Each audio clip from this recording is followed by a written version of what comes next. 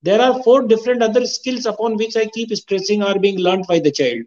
That is LSRW: listening, reading, and speaking and writing. If the classroom environment is being made into very active way, into experiential method, these four skills are being developed as a byproduct.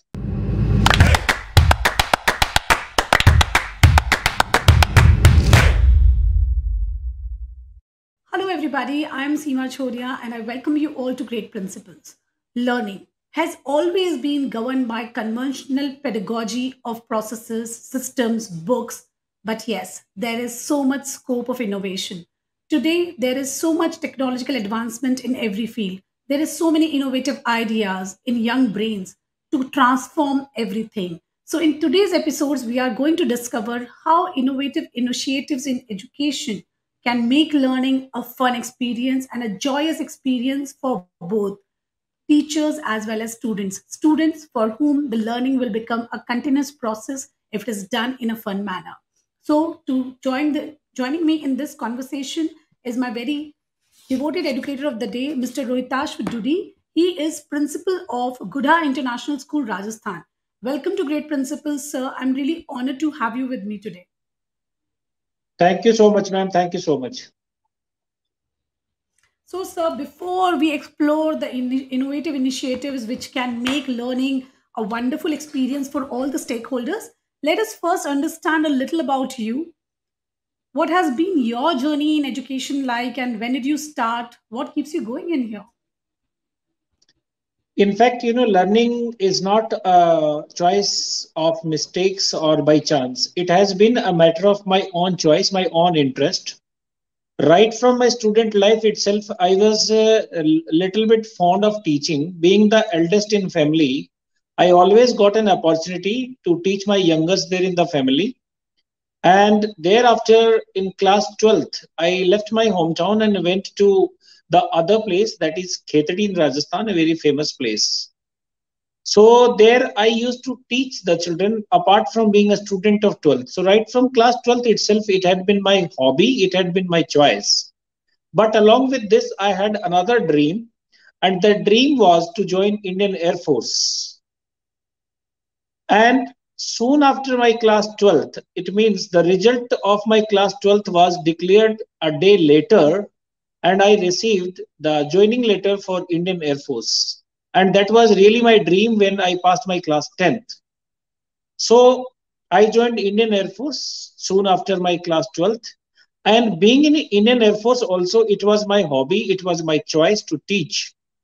Unfortunately, I got medical branch in Indian Air Force. It was a medical administration kind of thing. So there in the Air Force campuses, I used to teach the NCC candidates regarding the first aid in their NCC camps, to the families of Air Force personnel regarding certain safety and health and hygiene issues. And in Air Force, we have got AFWA, Air Force Wives Welfare Association. So it is being operated at different levels. So at local level also I used to teach. So along with medicals, teaching was my passion, teaching was my hobby, teaching was my interest. And in Air Force campuses also, whenever there was any shortage of teacher there in the Air Force schools, I used to go and teach the students even in those Air Force schools also. So we can say that teaching is in my blood. Teaching is my own liking. It is not by mistake. So after 12th, I joined Indian Air Force and I served the country at different places for 15 plus years in different capacities. I participated in different operations, including the earthquake relief camp at Udi sector in J&K. And we used to adopt some nearby villages for the medical awareness, for the medical treatment, and for upliftment of the life standard of the people. And I was always willing. And along with my service after 12th in Indian Air Force, I continued my education being in the job. I completed my graduation from Osmania University, Hyderabad. I completed my post-graduation MA in English Literature from Mysore University, Mysore, Karnataka. I Mhm. completed my B.Ed from Deen Dayal Upadhyay, Gorakhpur University, Gorakhpur. Means wherever I was posted, I picked up one degree of learning, one degree of education. And I did my certificate of proficiency in English from CIFIL. Nowadays it is known as EFLU, English and Foreign Languages University, Hyderabad.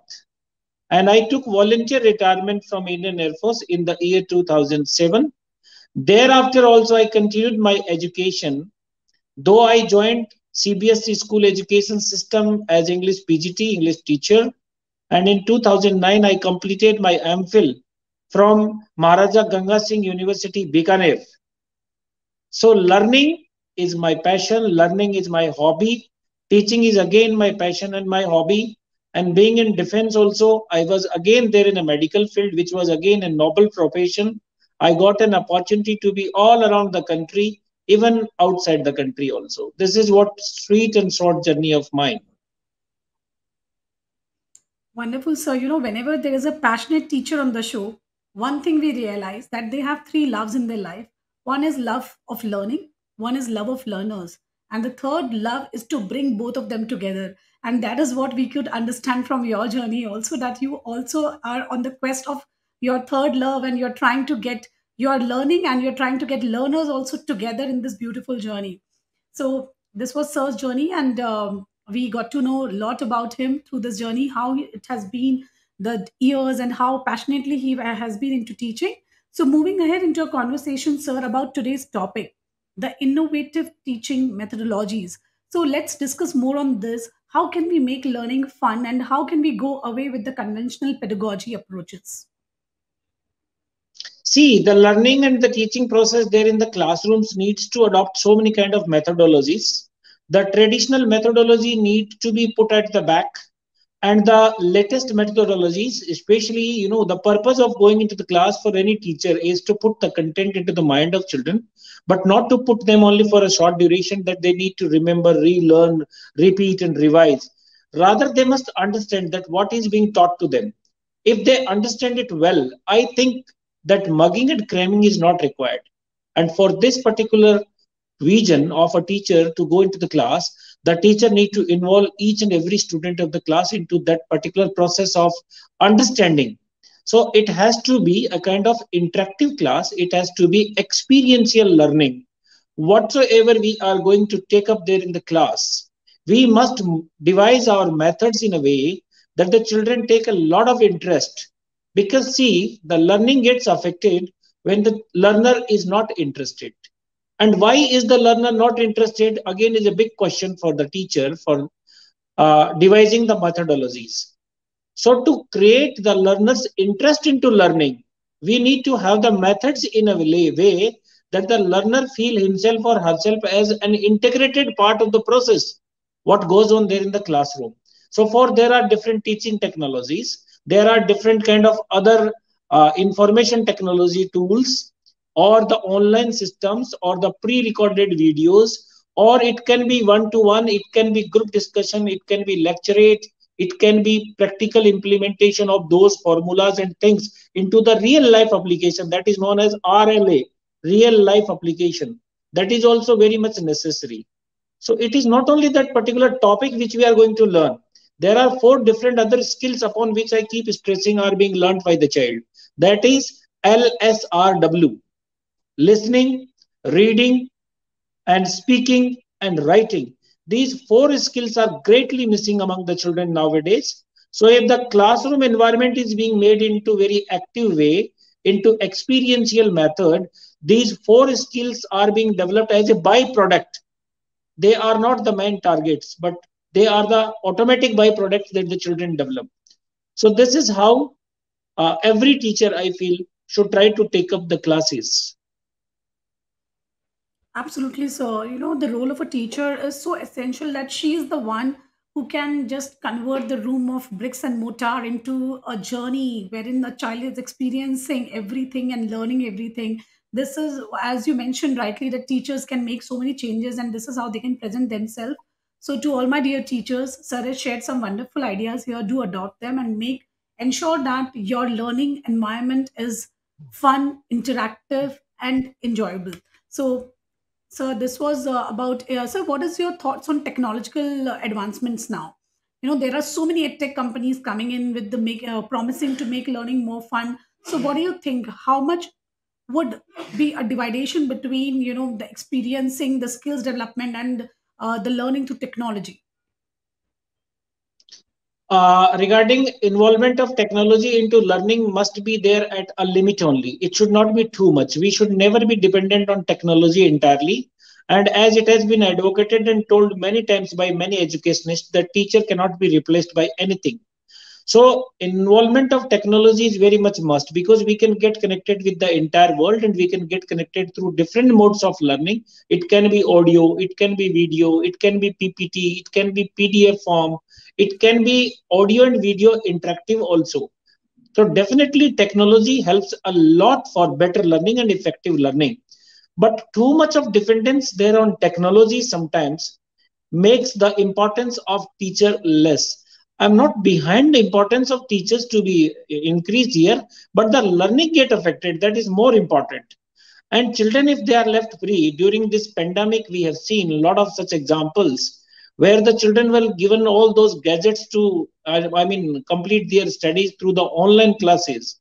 So, in spite of learning through the online classes, a few children got diverted, and some of them developed even the addiction of screen. Now they cannot survive without the mobile phones, and it has become, I think, the great cause of concern for all the educationists all around the country, that the children's addiction, the phone addiction, addiction to the screen, these things are developed because of long used of this technology. So I definitely am in favor, but it has to be balanced. It has to be regulated, not controlled, but it has to be the regulated usage of technology for learning of the children. And I would prefer that it has to be directly or indirectly, partially or completely, the monitored activity. Someone where in the family, the matured one, must try to monitor it, not as a complete capturing or controlling of the child's learning, but somewhere the child must know that somebody is monitoring me. So the learning is the real learning. The child is not getting diverted to those things which we are always worried about. So technology's involvement is really very much required there in the process of learning. Absolutely, so very well explained. So technology is a toolbox in the hand of the teacher, and technology will never replace the teachers. That is so true. Even we all agree with it. We have seen that in pandemic, sir rightly said. And yes, I love the point where sir mentioned that learning through technology should be monitored. You should always guide the child what he's doing, how is he learning, because yes, as much as effects are there, ill effects are also there. So this is what has to be done. So, sir, we would also like to understand from you the innovative initiative that you have taken up at school and experience the difference in the learning methodology. So, please share some of those examples. The very first school of mine which I joined as PGT English come HOD English was Junjunu Academy, Junjunu. And there I found, being at a little remote area, the students were really not able to communicate very effectively. Their spoken English part was not that good. So I took up this particular Herculean task. It is a very challenging task to ensure that the children really communicate in English. So I started, putting a little fine upon the children, as well as with my colleagues' consent, with the colleagues also. And the fine was more on me, being the English teacher.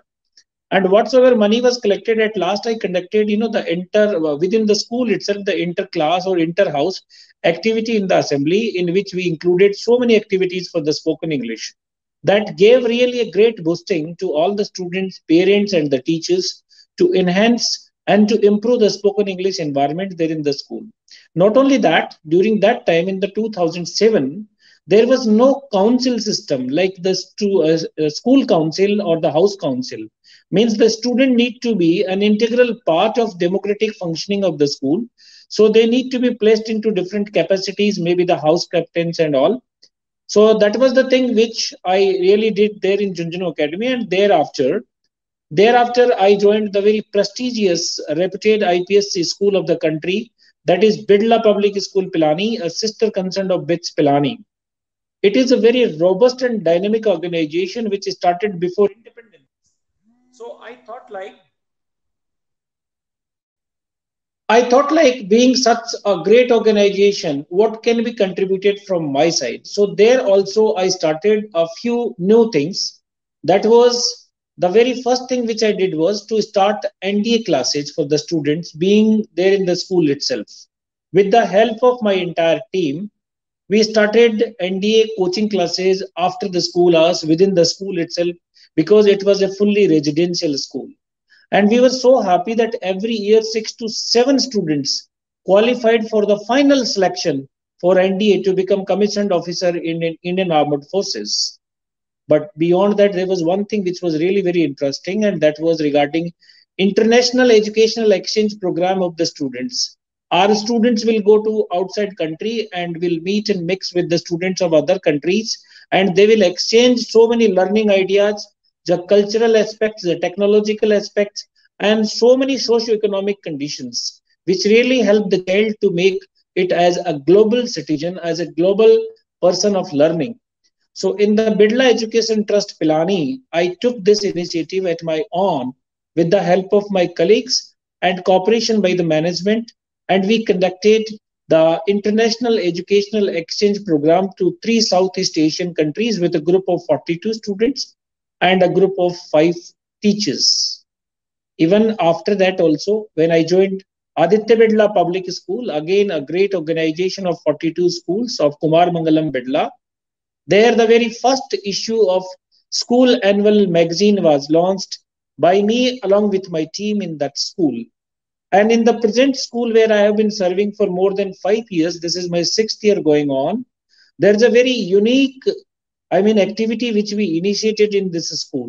Our honorable chairman, Mr. Sampath Beniwal, he was very much, inquisitive about. He was very much curious. Let us start something which is unique and very special in itself, apart from the traditional and the routine inter-school activities. So the idea came to my mind, and that was a very special activity which we started in our school, and it is inter-school English extempore speech competition, where the children will be given the topic after reporting to the school only, upon which they have to speak. In the debates and other kind of activities, the children are being informed well in advance, so sometimes they are being prepared. But I believe that the parroted learning, the crammed learning is not a real learning. The real learning must be there when the child or anybody proves it there on the ground. So this was what basic idea of mine, which was welcomed by my team, and my team took it up, and that activity we initiated in our school, and it was very difficult for us because forget about the students. Even if the teachers and educators are being told that you have to go to so and so place on so and so date at so and so time, and you have to speak for 5 minutes in front of the audience, and the topic will be given to you on the spot. So even the well-educated people also sometimes feel themselves not to take part into it. But we motivated our own team as well as the team of the nearby schools and the other principals, my fellow principal friends, they really cooperated, and we found that good number of students participated for this particular activity also. What I mean to say, to bring up the educational level or the learning level of the students, we must bring these kind of innovative ideas. We must take initiatives, and we must try to make our student to participate for different such kind of more activities which are not in existence. And I especially had very nice experience of having open house system for the parents. Generally in the parents teacher meeting, when the parents come to the school, they have a lot of issues, they have a lot of concerns about their children, and they always try to tell with the school and the teachers that has not been done, this has not been done. So keeping that in mind, I realized that the awareness of the parents is very much a need to be improved. So I had 2 schools where I had open house, means all the parents were there in that auditorium. They were given the cordless mics, and their issues were raised by them within this. Though it was again a very challenging task. The school management generally does not become very much volunteer, because there the people bring out the flaws, and they bring the weaknesses, they bring the points which sometimes other parents join their hands together with them. So that was again a kind of thing where we need to convince and we need to aware the parents, we need to update them. So that was also a kind of innovative initiative which was taken.